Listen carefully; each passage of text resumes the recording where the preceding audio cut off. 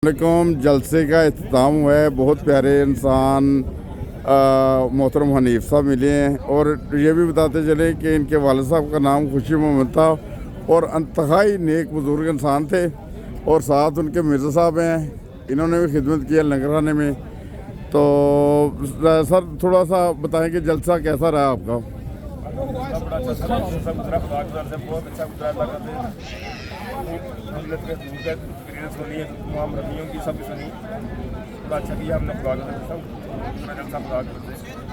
अल्लाह ताला बरकत करे सबके लिए। मिर्ज़ा साहब आप भी माशाल्लाह काफ़ी वो पकवाई पे मैं गया भी था उधर लंगर खाने में, तो खिदमत की, कैसा महसूस किया ये जलसा? जी आलू को ही बनाते रहे, दाल बनाते रहे, किचन तो बाहर ही नहीं निकले। 3 दिन बाद आके बाहर निकले। अच्छा, 3 दिन के बाद आप बाहर आए हैं। चलें, अल्लाह ताला आप सबको जज़ा दे। वो अल्लाह ताला जमात को दिन दुगनी रात चुगनी तरक्की दे। तो जज़ाकल्लाह।